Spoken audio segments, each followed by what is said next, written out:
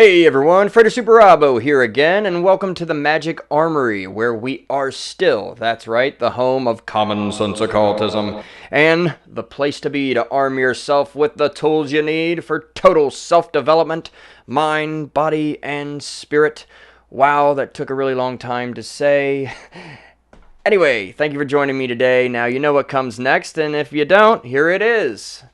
If you're new and you haven't already done so, look below, find that big red button that is marked subscribe, and hit that for me right now. Then look to the right, you're going to see a bell. You want to make sure you hit that bell as well. That way you are notified each and every time we upload new content to this channel, and you can watch it as soon as humanly possible. And of course, last but definitely not least, please remember to like and share this and all the videos. Goes a long way to helping us out, and it is very much appreciated. So for that, I will thank you very much. Okay, down to business as usual. Part 2. I said that I was going to do a part 2 for this, as you can see in the title, the element of Earth Pentagram in our magical weapons series. So this probably isn't going to be a very long video. It's just I didn't feel that I had enough information on the last one. Some stuff that I really wanted to put in there, I didn't end up going in that direction. So as with magic and spiritual things and all things really, sometimes we tend to reflect and be like, dang, I wish I would have done that. And I am fortunate to be in the position where with a YouTube channel, if I feel I need to add a little bit more to something or do a part 2 or anything like that, I can do so. And magic is very much like that. If you feel you left something out or you want to do some additional work, you can do that, and that's one of the things that is awesome about it. Like I always say, magic is cool, dang it, and I will continue to say that. So, back to business. The Elemental Earth Pentagram. Again, just I will provide a link for the first video if you guys haven't seen that yet, and you can kind of catch up to what we're talking about here. But just a brief rewind. What I had went over in that video is just some general ideas on what you can use to make the pentagram, the pentacle or Pantacle. We talked about that too, whether it's Pantacle or Pentacle. Just some general ideas on what to do and the kind of overview of the Pentacle itself. What I wanted to talk about briefly, and I do mean briefly, at least, of course, I always mean that, and then it never ends up that way, but I'm going to try this time, guys, so, fingers crossed, I won't be too long-winded. Anyway, what I wanted to go into more in this video is a little bit of the details, and when I mean specific details with this, I'm talking about what you may want to put on the object, the weapon, the tool itself, as well as a little bit about the consecration process. So, as we talked about before, you would get your standard materials, and what I'm going to go over again, backtrack really quick, before we get too much into it, what I'm going to be going over here is the Pentacle from a Golden Dawny, as I call it, the Golden Dawny standpoint or the AA standpoint, which are pretty much very similar. Now, this is not to say, of course, that you have to do your Earth Pentacle this way. Now, it's just this is the standard way to do so. Last video I provided some examples of different types of materials and different types of designs, and I showed you a couple. I do have those here. Again, the usual materials for the Earth Pentacle are either one, wood. Also, a copper disc is a pretty common thing. But again, it is totally okay if you wanted to do something like a glass plate. Or heck, a paper plate. If you know you're on a if you're really on a budget, you can draw a star on that as well. But I like to go with wood usually. I showed a couple examples of mine. Now there's also the options of going very elaborate and all out and doing something like a gold colored disc or an actual silver disc, or some cases gold. Now I've never known anybody to have an actual gold pentacle, but it happens. Give me 1 second now, and I'm not showing you a gold one. I don't have a gold one here, but it also depends on what you're going to be using it for. This is more of a pattern. What I'm going to show you, it's it's more of a pattern that I use for Eucharistic rituals, but you can also always use something like this that is is it concave or convex? I believe it's concave. So it's kind of like a little bit of a bowl, a platter, to where you could put the host on there. And this also acts as a form of a pentacle in a way, because the host itself going on the paten or pentacle then becomes the spiritual food.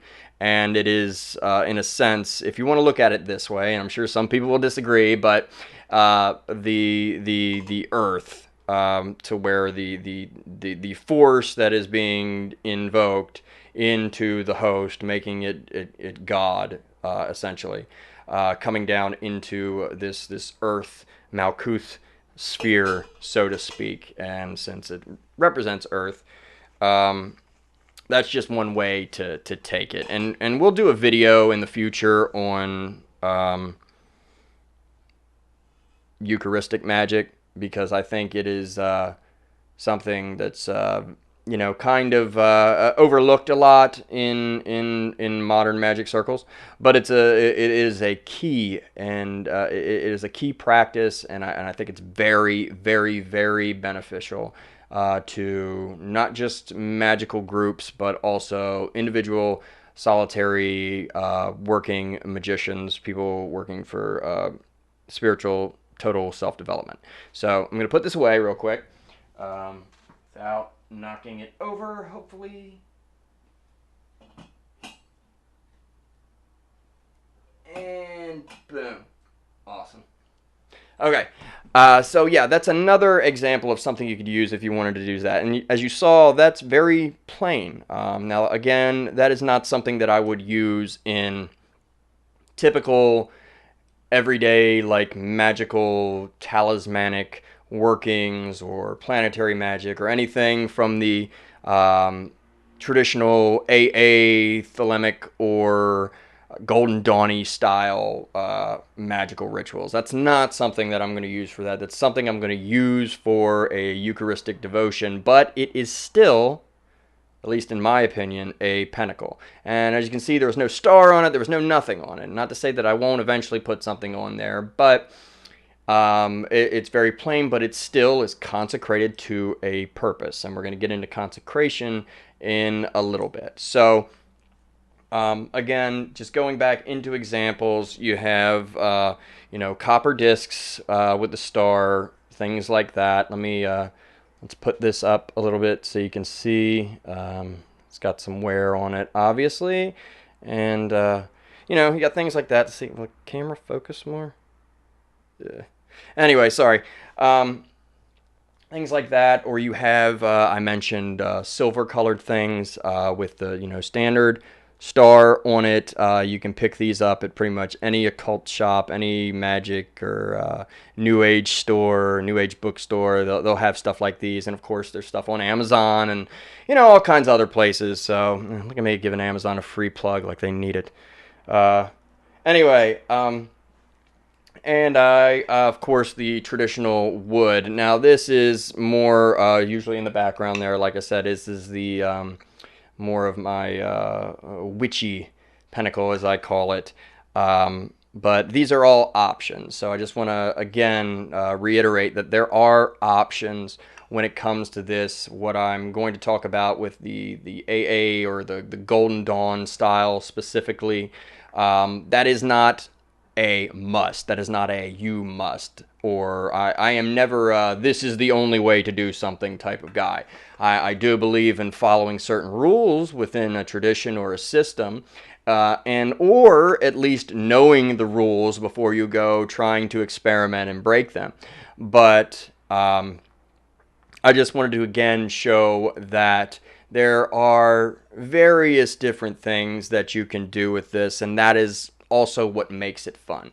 Now, going back into the Golden Dawny style, I made this a very, very long time ago, so please, apologies in advance for my poor artistic rendition. I've gotten a lot better. Kind of when you start doing this whole magic thing, if you're not a crafty person, you're not an arts and crafts person, and then you start reading these books or you watch videos or things like that, and you see all this, make this, obtain this, and construct this out of this, and you're like, what? I've never made anything before in my life, much less engraved something or blah blah blah. And everybody's not super crafty. It's just, it's not a skill everyone automatically has, and it's not a skill that anyone and everyone necessarily wants to have either, and it puts people off sometimes. I've seen this, and myself, when I started doing this way back when, I was nervous that I was going to, quite frankly, be terrible at it. And this is an example of when I was kind of terrible at it. So apologies in advance. When you're selecting your disc, going back to practicality, when you go to a Michael's Arts and Crafts or an AC Moore, I'll expect a check in the mail, guys, because I'm plugging your stuff. So, just see the link below for my PayPal CEOs and people from AC Moore and Michael's. Amazon as well. Anyway, yeah, so when you go to these craft stores and you're selecting a wood disc or any type of disc, you want to take into consideration the size of your working space. And when I say working space here, I specifically mean the usually the altar or table or whatever you're working upon. If you're working on the ground or outside or on the floor or whatever, and you have massive space, this doesn't so much matter. But if you're working on a table, you want to make sure, and I do recommend having an altar of some sort. In fact, that is the next thing we're going to talk about in this series, most likely, is constructing altars and the altar or shrine. But we'll get into that later. Anyway, take into account the size of your altar table, because you do not want to get this kind of huge 9 or 11-inch disc that is going to take up your entire working space, and then you don't have any room to place your other tools that you're going to be using. Now, this may not be as important as some of the other tools needing to be within a certain size and framework, because there are certain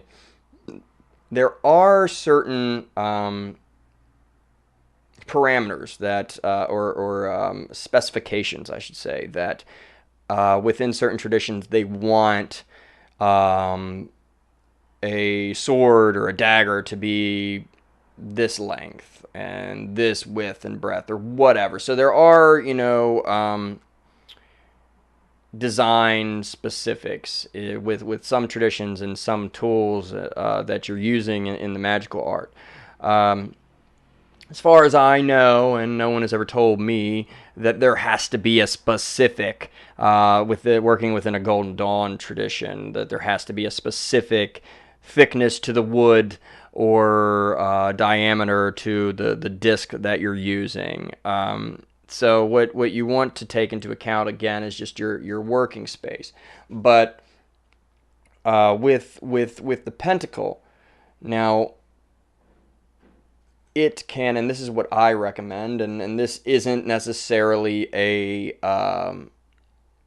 common practice within the Golden Dawn tradition or anything, but what can be done with the Pentacle, and what I again recommend is, if much like the host that I was just talking about on the paten as a Pentacle, you can do the same thing with your Golden Dawny Earth Pentacle, where you're bringing whatever force down into, and say it's let's pick something, let's say you're consecrating a Venusian talisman, okay, where something that you can do is place the object. It's going to be the talisman, whether it's a piece of parchment or a necklace or anything, whatever you're going to use, even a spirit bag, something like along the lines of a hoodoo tradition with a mojo bag or a spirit bag, and that acts as a form of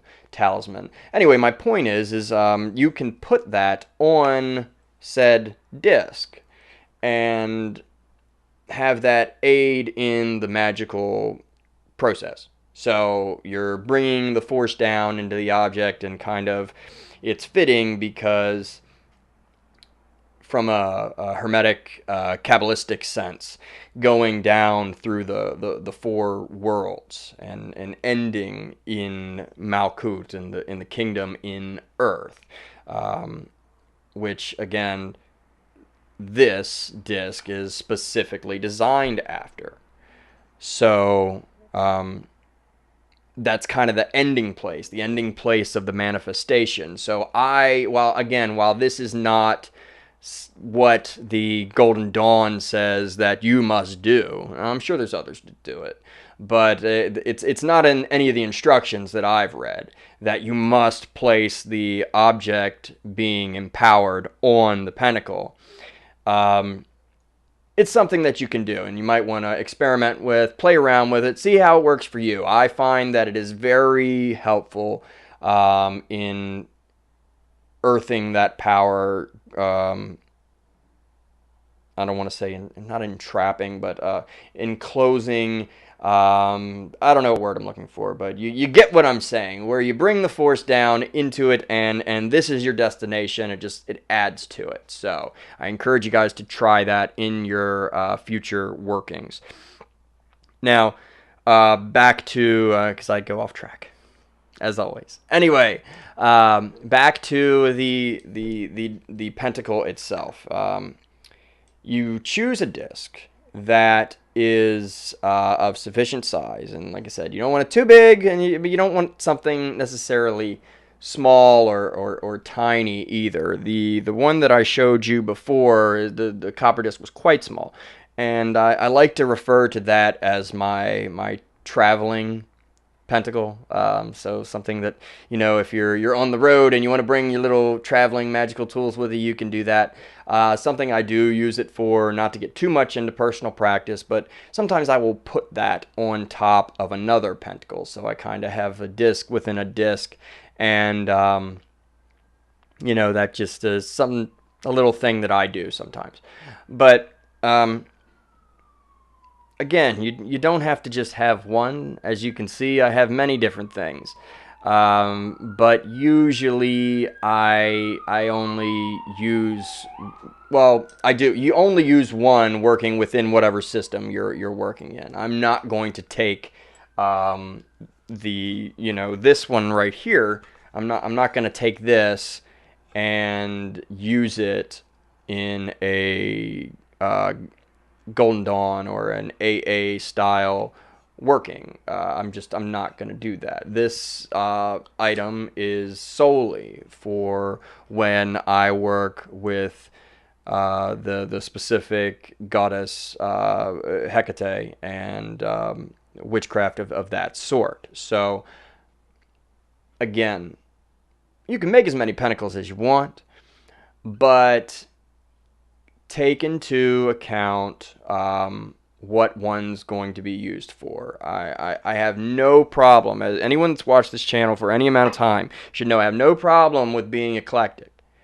But please, I mean, it for your own good and your own success, stay within the parameters of your tradition. Don't mix and match too much, because then we start just making things up. Again, experiment, that's fine, but systems are systems for a reason. Again, learn the rules before you break them, and blah blah blah, all that stuff that I'm always harping upon. But anyway, to bring it back around to what we're talking about, the standard Golden Dawn style is to make this, now this is done in the Queen scale, which is what I've always seen done.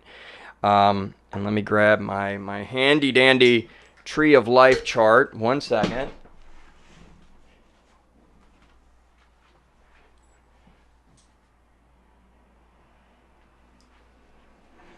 So let's grab this.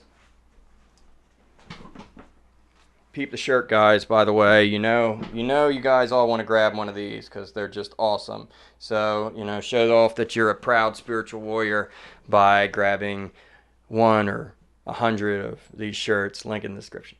Anyway, the Tree of Life. Okay, stop shining off of it, light, please. Thank you. All right, so you have Malkuth is what I'm trying to get to here. The kingdom, and as you can see, that is the same shape and the same disc that I just held up to you right there. So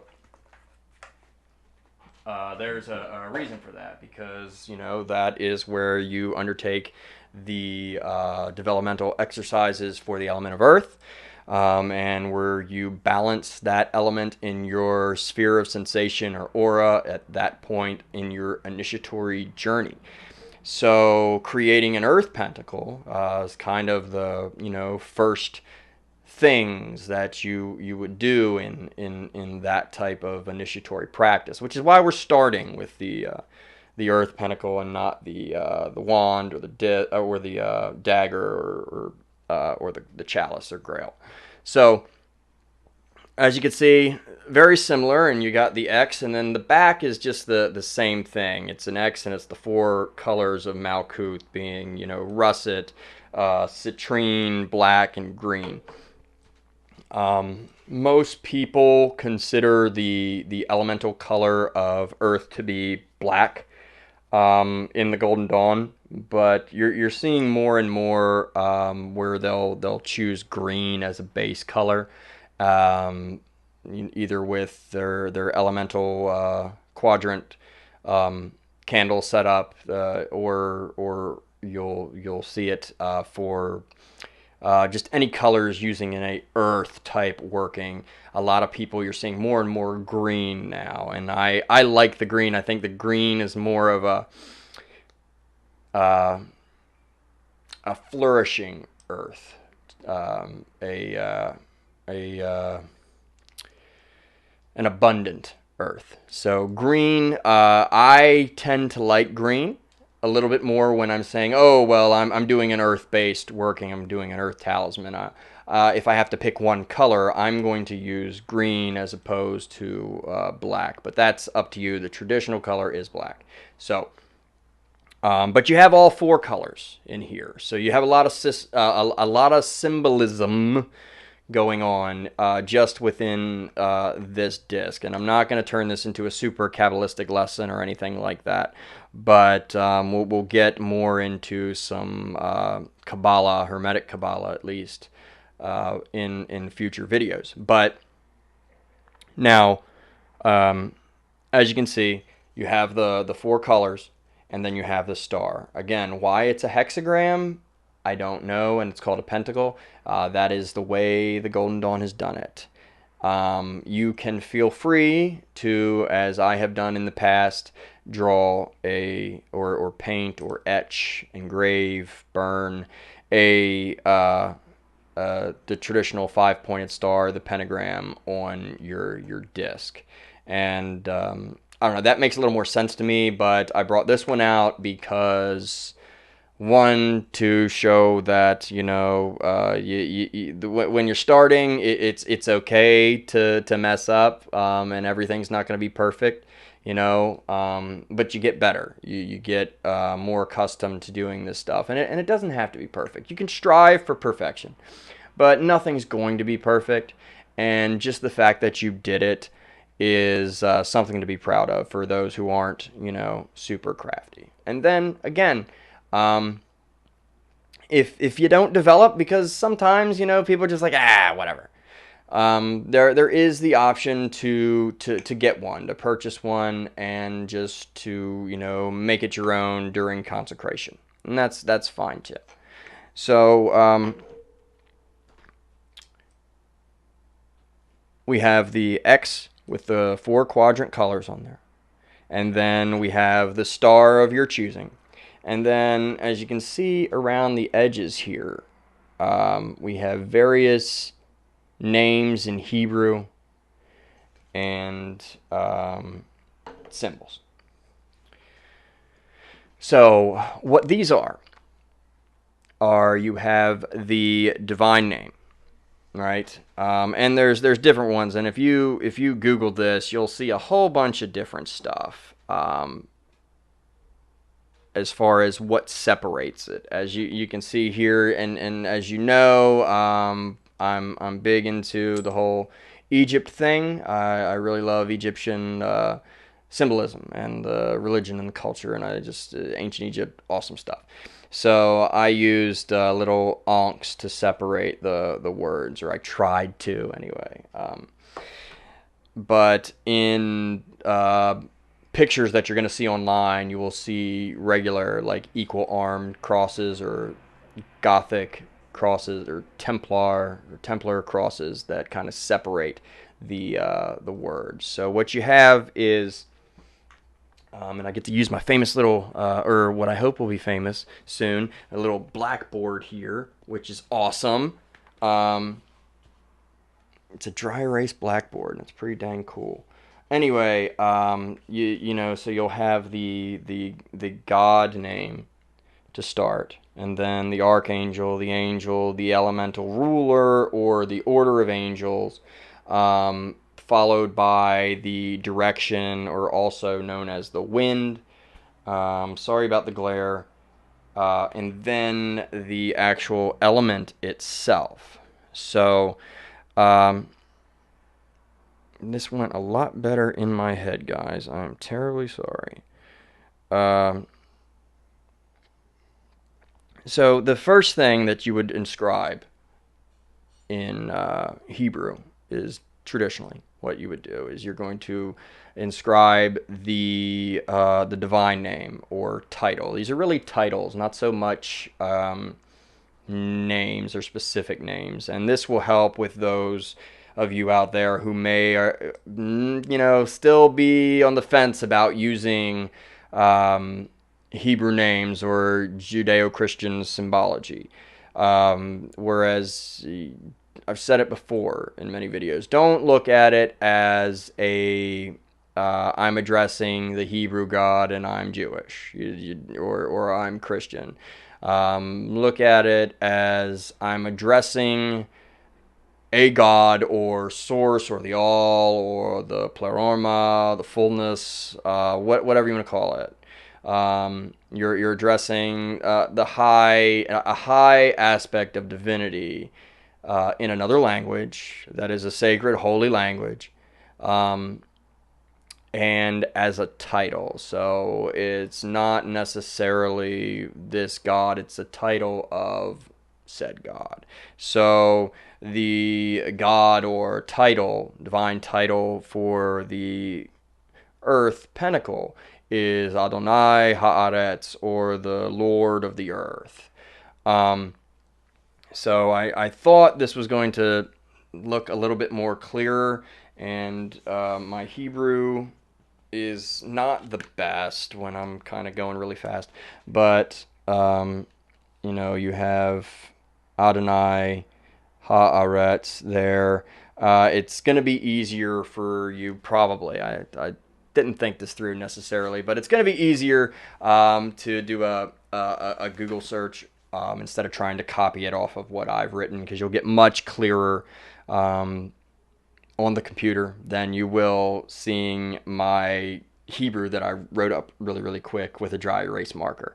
And this is something that you want to do. You want to do it nice. You want to try and inscribe the names as nice as possible, whether you're painting them or whatever you do. So first is going to go the god, then the archangel. The archangel in this case is Ariel or Uriel or Uriel, however you choose to pronounce it. There's like a bunch of different ones, but again, the Hebrew. One more thing. After the name in Hebrew, there is also the sigil or sigil, where you'll see these type of things. Let's see if I can get this to get a little bit bigger here. All right.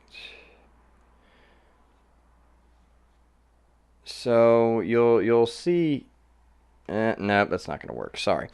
Anyway, you'll see these little lines and such on certain things. See there where it's like a circle and then a line at the end, and these little drawings that come after the Hebrew. These are sigils of the name that you just spelled out. So the first one, there's two of them, is Adonai Haaretz, and how these sigils are made, and we can do a very brief video on this another time if you'd like, but these are the Hermetic rose cross sigils.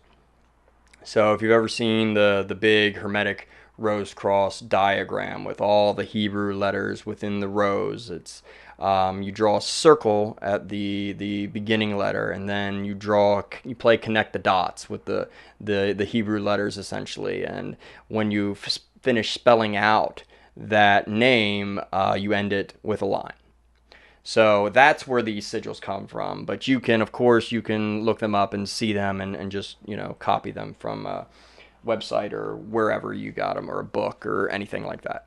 So the name in Hebrew, the sigil, and then something that separates it. Now, feel free, if you want to use the Latin letters, which, traditional English letters that we're used to, that's an option. You can do that.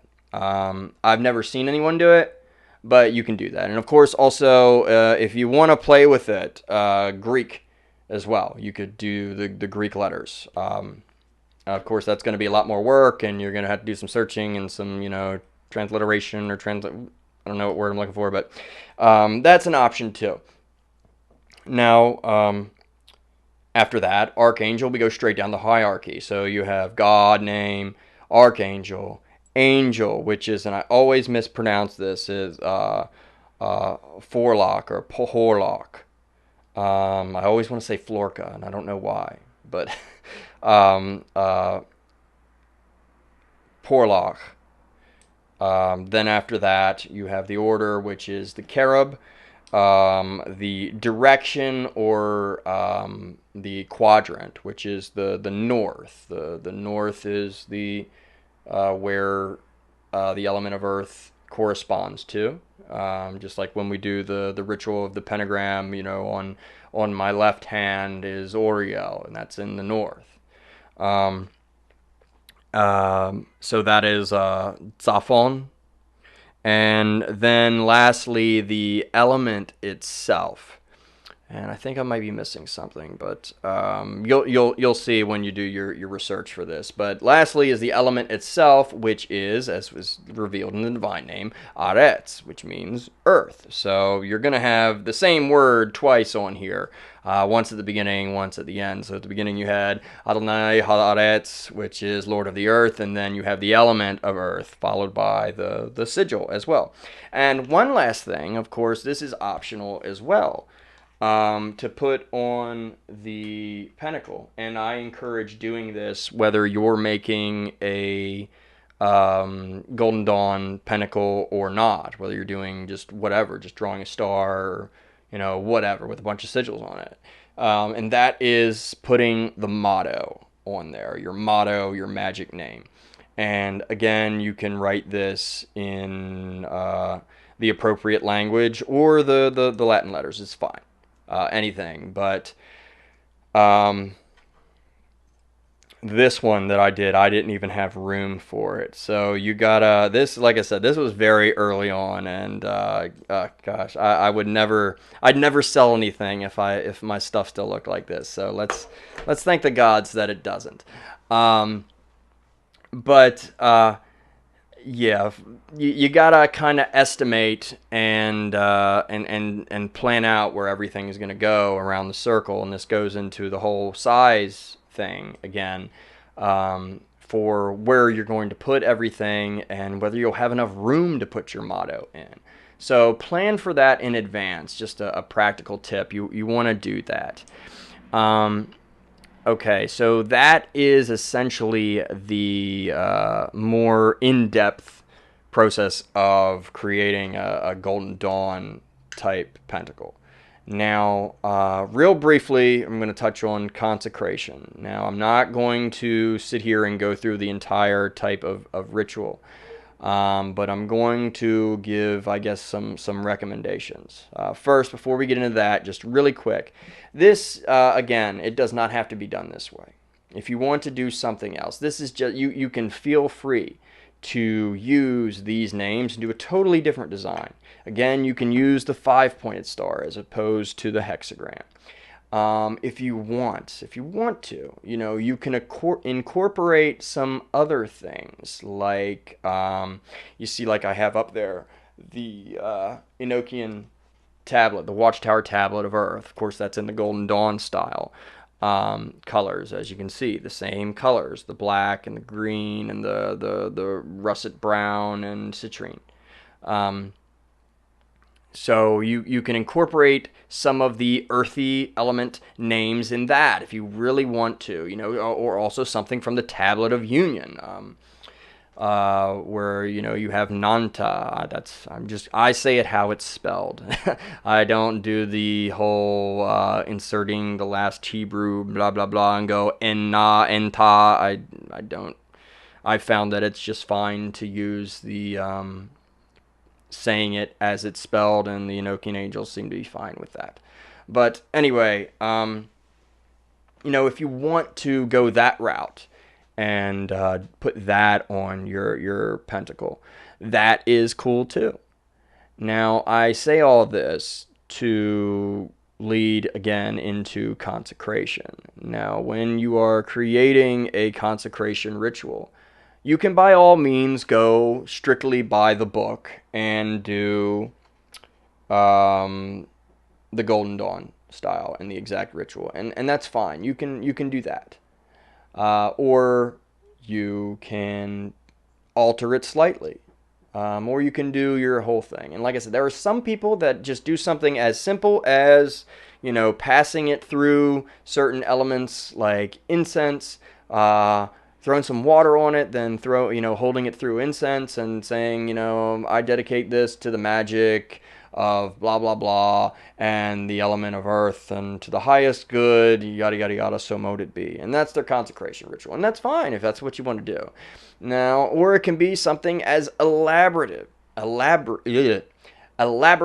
and just all out ceremonial type of thing where you have everything set up and you go through the elements and the sub elements. So, and what I mean by that is that each element, it's basically seen as that each element has an element within it.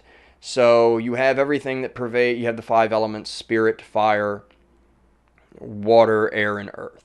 And each element, in this case earth, will contain those 5 elements. So you have spirit of earth, you have fire of earth, water of earth, air of earth, and earth of earth. So you can see how it gets really, really technical. And when you are designing a ritual to empower this disc, because that's what you're doing, you're empowering it with the element of earth. If you want to get that detailed into it, it's something you might want to think about.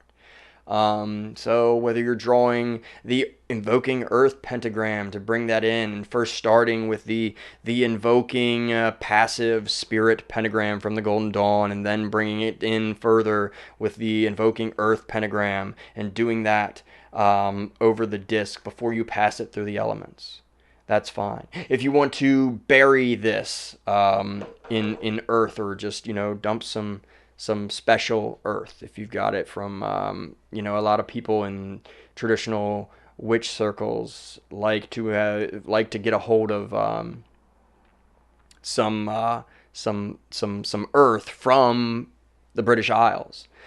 So that's one thing you might do, is you have your earth from a certain spot, and you put that on your pentacle and kind of absorb that, both physically, literally, and symbolically, into the pentacle as a precursor to the ritual.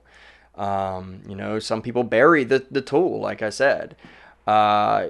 Myself, I have I'm not going to show it, but I have a stone that I wear, a stone that came from the Nile River. And I placed that on tools before to, maybe it doesn't do anything, but to me it means something. So I do think there are objects that are contain certain energies, and they can help facilitate things. So I say all that to say this: is there's a whole bunch of different things you can do, and this can be as simple or as elaborate as you'd like it to be. But my point, as always, is to do it. Don't let the anxiety of doing a big elaborate ritual deter you from making a tool, or getting a tool made and buying one and then consecrating it.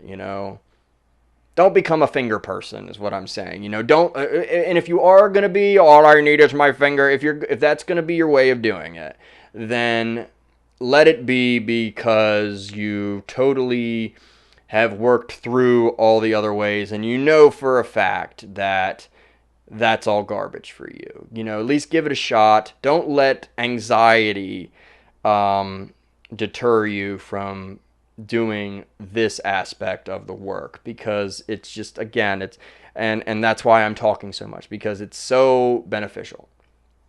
So I hope I've given you something to think about here.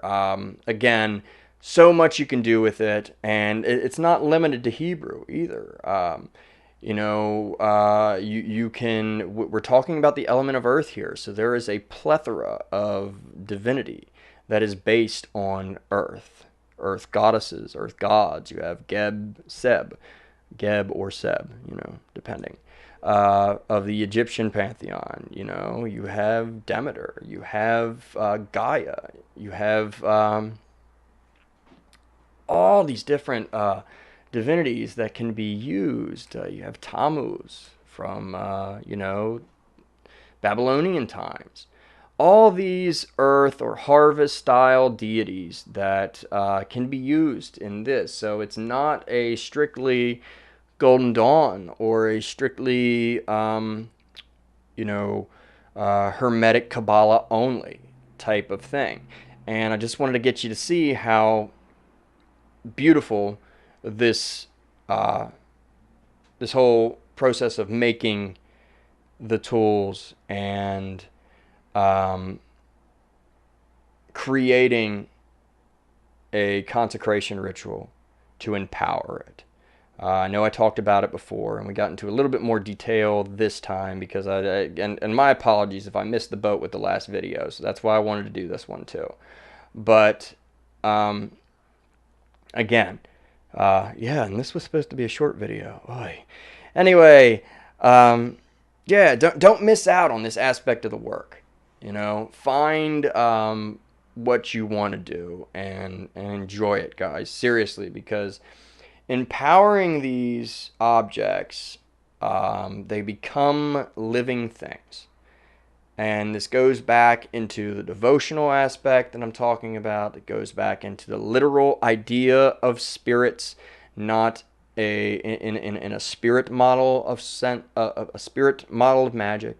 It goes into all of that. So, you know, the cool thing, you know, one of the cool things about magic is, you know, these things, these seemingly inanimate objects, you know,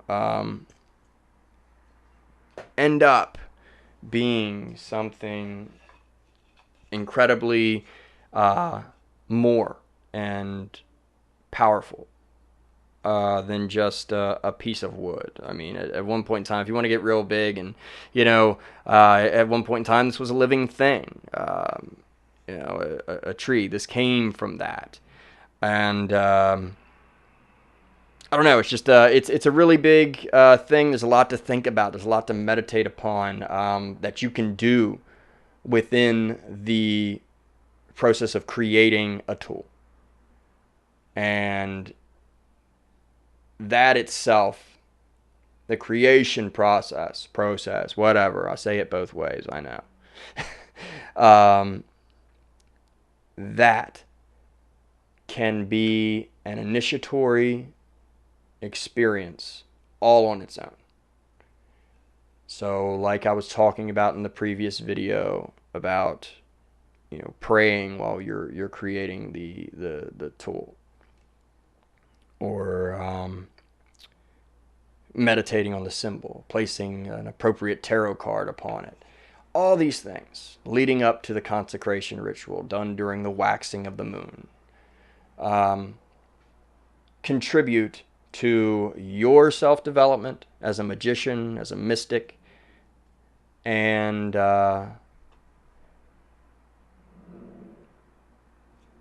the empowerment of the weapon itself. So there's some food for thought. I hope it made some sense and it was good. If you liked this video, you know, please give me a thumbs up and share it. Also, check out stuff in the description box below. I do have a Patreon team member page. So anything, any help is always appreciated. Links for tip jar also down there as well if you want to shoot a one-time thing. But again, the Patreon has several benefits, including some of these meditational style things that I'm talking about at certain levels, as well as other rewards, getting some pretty cool stuff. So check that out. All the links are below in the description. Also, if you are not following me on the Twitter, or we're not on Facebook linked up or anything like that, make sure you check out all the social media links below. And yeah, of course, the Super Duper merch store. Show the world you are a proud CSO, common sense occultist, magician, spiritual warrior, all that good stuff. You're HGA approved. And yeah, that's about it. We will continue next time. I'm going to talk about altars. So, thought I was going to get into it today, but as you know, I tend to talk a lot. That's about it today. Thanks for watching. HOTEP, life, wealth, and health, and I will see you guys in the next video.